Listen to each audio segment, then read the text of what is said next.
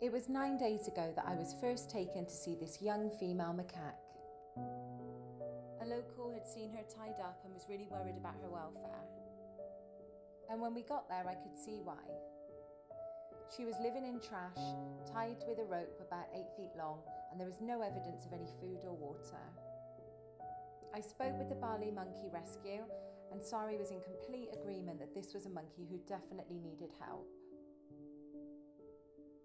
Because the rescue centre in Bali is so full right now with other monkeys who have been rescued, we weren't sure initially whether or not we'd be able to take this girl there. The initial plan was that I would speak with the locals and try and get them to hand her over to our care so that I could release her back into the wild. This isn't an ideal plan because once a monkey is removed from its environment and its colony, releasing it back as a single monkey can be quite dangerous for the animal. They don't have the protection of their families and so are prone to get attacked by other colonies of macaques. I spoke with Sari over the next week and she came and visited this little girl. Having seen her temperament, Sari felt that she would be able to join one of the existing colonies at the sanctuary, so there was now room for her there. So 9 days later, we were ready to go and take the monkey into the care of the rescue centre. I met with the team in the morning and we headed over to where the monkey was tied to the baruga. I was quite nervous because this was only the second rescue I've done.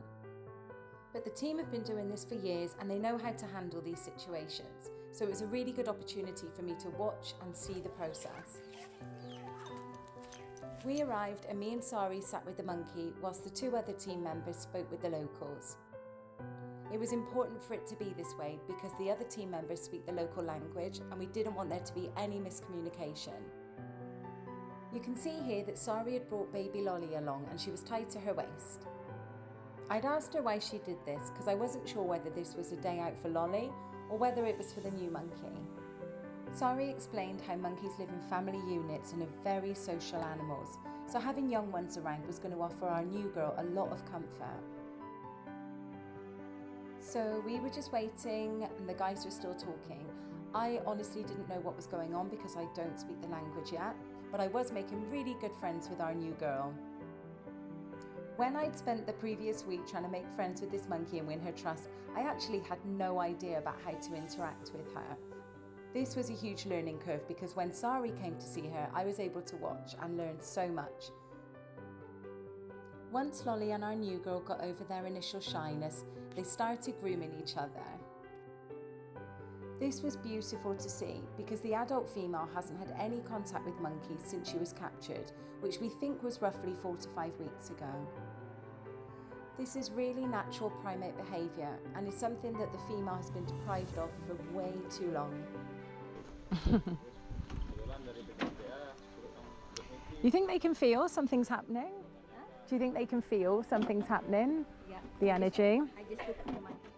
Oh, yeah, that was Just give the so easy. yeah. It's better. This was the point at which the papers had been handed over and our monkey was now under the care of the Bali rescue team. I don't actually know if it was easy or not, but it was quick. I think the whole process probably took around 45 minutes. This moment was incredible, the moment that the ropes cut. I was really having to hold back my excitement and my happiness at this moment because I knew the alternative was that this monkey would have spent 1, 2, maybe 10 years tied to 6 feet of rope. That's a Bali Monkey Rescue sticker being placed on the carrier, and now we were going to go and take her back to get her settled in.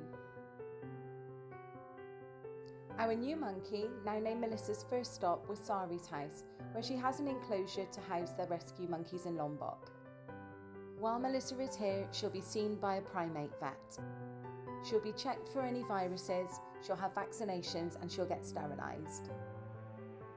Because Sari already has a couple of rescues here, Melissa will also get to hang out with some monkey friends. However, this doesn't always go as planned. Melissa's in a smaller enclosure within the bigger enclosure, just so she could be introduced to the resident Jenny slowly. However, Jenny wasn't initially very pleased at her new house guest. Jenny ended up getting a timeout because she was way too rough with Melissa. and Melissa was already quite scared from the journey and being in a new place. The younger rescue monkey, though, seemed fascinated and seemed perfectly happy to have a new mate. And this is where I left that day, with Melissa still settling in and Jenny coming to terms with the fact she has a new roommate. I spoke with Sari the next day and she said they now get along fine.